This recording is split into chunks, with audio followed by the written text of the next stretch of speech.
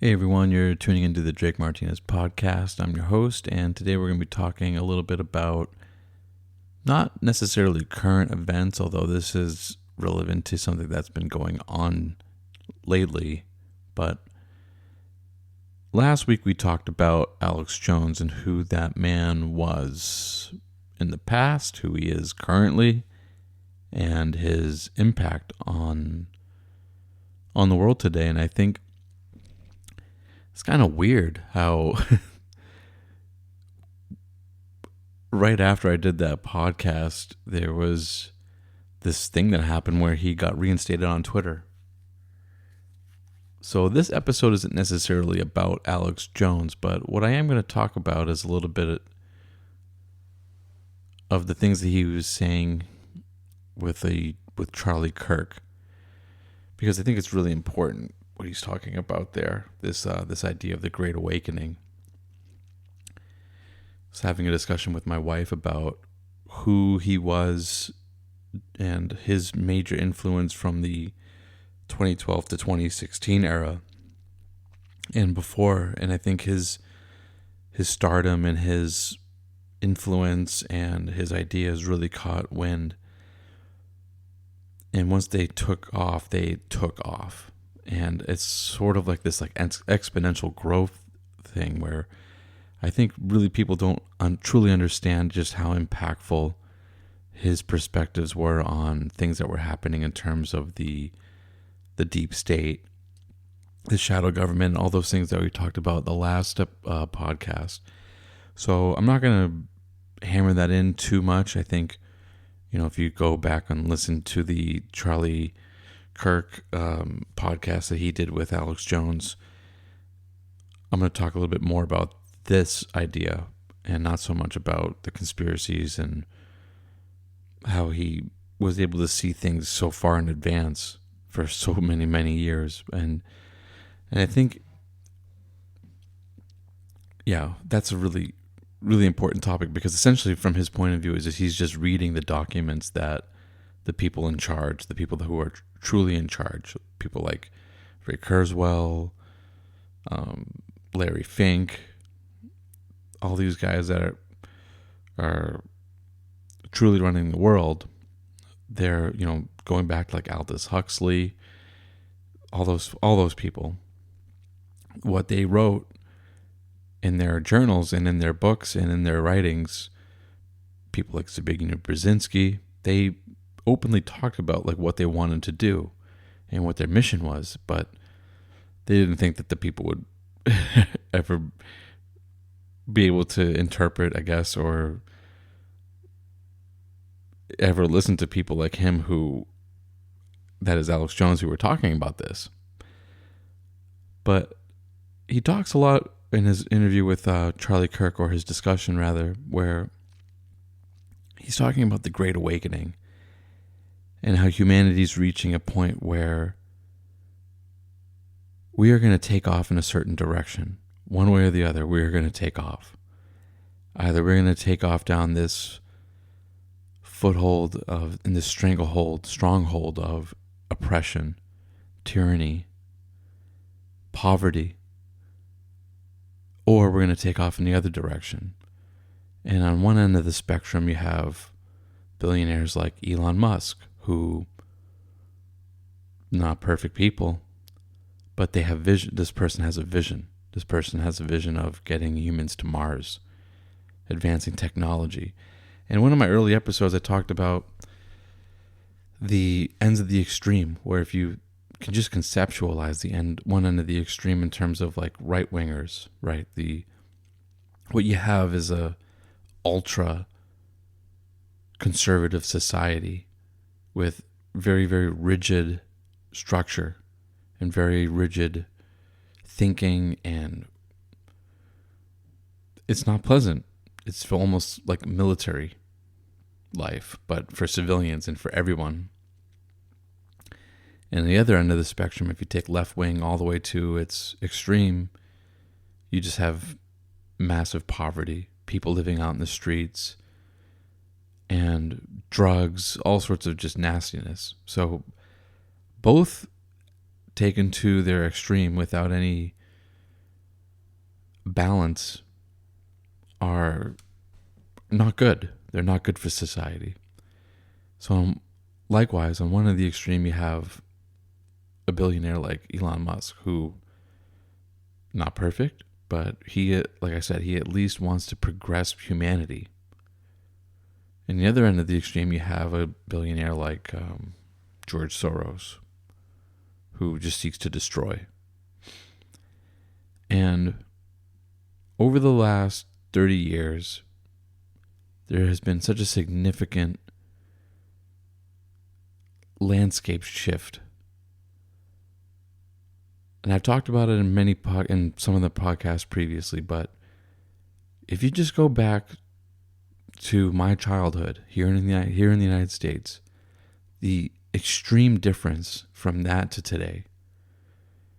Now some of it has been progress, and that's good, but some of it has been regression. And Alex brought up a really important point that throughout most of human history, tyranny, not freedom, has been the norm. And one of the ideas that they didn't talk about, however, is that what would it take for the Ray Kurzweils of the world, your George Soroses,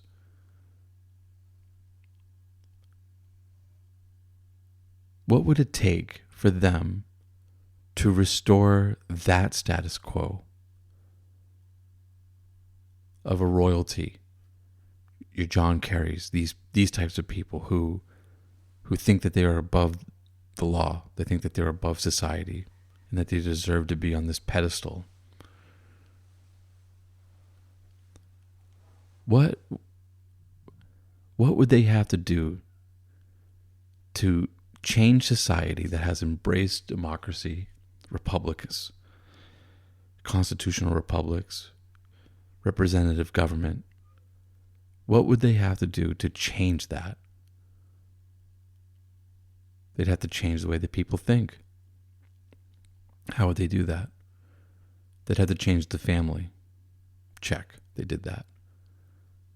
They'd have to change the way that people organize in communities. Check, they did that. Church is gone. They'd have to change the way people get their information. Check, they did that.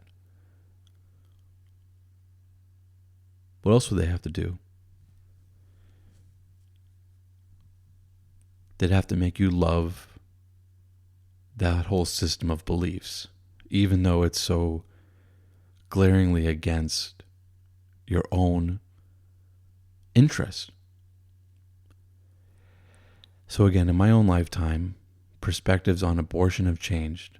Perspectives on race equality have changed. Perspectives on racial dynamics have changed. All for the worse. Perspectives on male-female interactions have changed for the worse.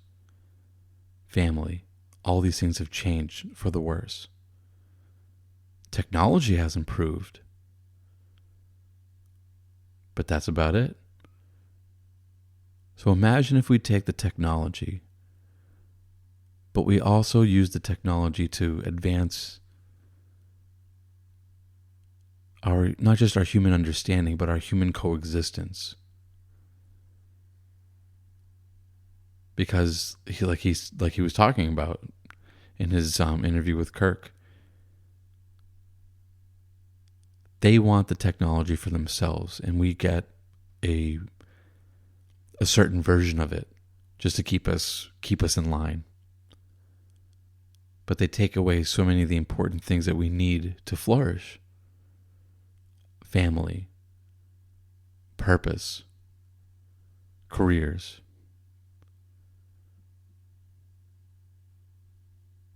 And a sense of advancing who we are as a species and as a people. They've taken away that sense of who we are as a people. And they've done that through different methods, but particularly through keeping the border open and through negating this sense of like who we are as a people. We are Americans. And if you do some traveling, I highly recommend that you do some traveling and go to Asian countries. Because one of the things that I noticed when I went to the Philippines was virtually everyone is Filipino. When I went to Japan, I was like, hey, this is crazy. Almost everyone is Japanese. And it's so different than the United States because you can't walk around in the United States and be like, oh, wow, everyone is this, X. Because everyone is everything from all over the world. For how many generations? You can't even tell sometimes. Most of the time you can't tell, I would say. So what holds America together? There's an ethnic cohesion in other countries that we don't have. So in the United States, we have a cohesion to a document, founding principles of economics, of liberty. That's what they took away. That common understanding of what makes America America. So they've taken all these things away. And what are you left with? Poverty, debt, no family, no career. It's exactly like he's saying. It's the new peasant class with very little social mobility. And if they can have their way, there would be such stratification that that new way of life would be cemented into an oligarchy. But the Great Awakening is happening, and people are waking up to this fact. And the trajectory shows that very soon, this year, in 2024, is going to be a massively important year for the future of humanity. And the sooner that we all understand what's at stake, the better.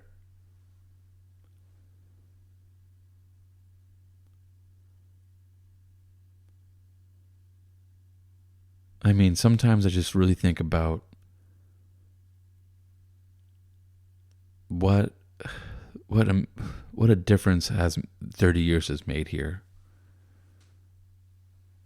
And what a difference 30 years can make in the future. And with the proliferation of new information, of good information, made possible by people who are attacked endlessly.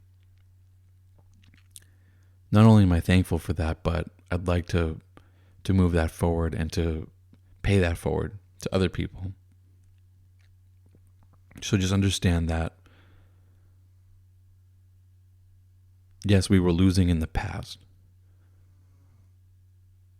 But people who love humanity, people who love this country, and people who love their families, we are going to win in the end. And aside from starting my own family and supporting them, loving them and taking care of them, this is the most important thing that I can be a part of. Spreading the good news.